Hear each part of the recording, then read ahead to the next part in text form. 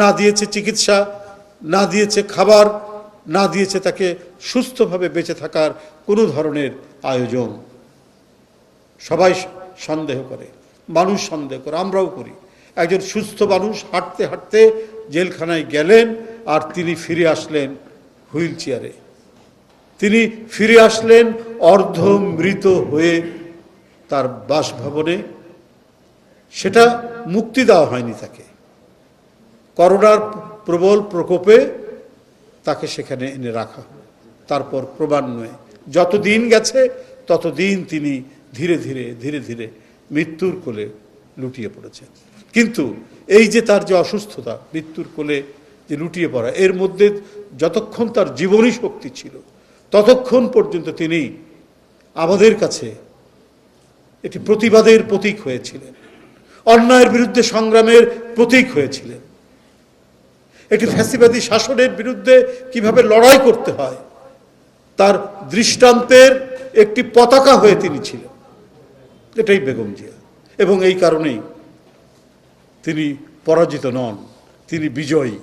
তিনি মৃত্যুবরণ করেছেন, তার কায়িক অস্তিত্ব হয়তো এখন নেই, কিন্তু তার সামগ্রিক রাজনৈতিক কর্মকাণ্ডের মধ্যে দিয়ে এমন একটি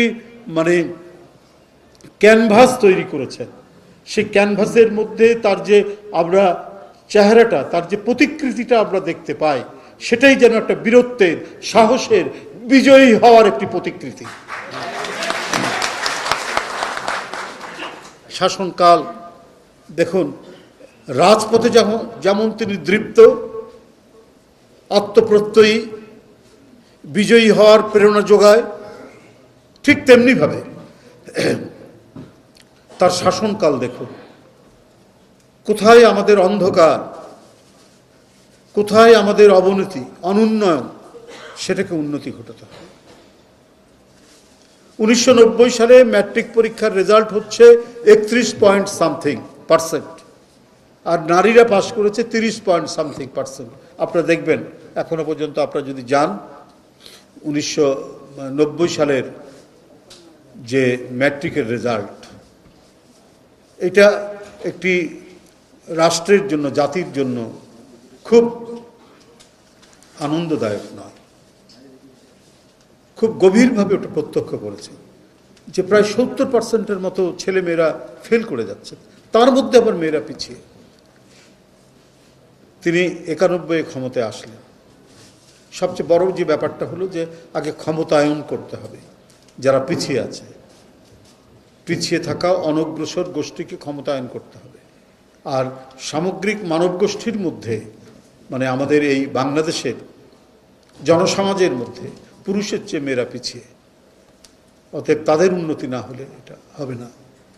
91 থেকে 96 তিনি 10ম শ্রেণী পর্যন্ত মেয়েদের জন্য শিক্ষা অবৈতনিক করে দিলেন এবং ছাত্রীদের জন্য উপবৃত্তি চালু করলেন। এই যে এটাই হচ্ছে অনগ্রসর নারী সমাজকে অগ্রসর করার একটা প্রথম পদক্ষেপ।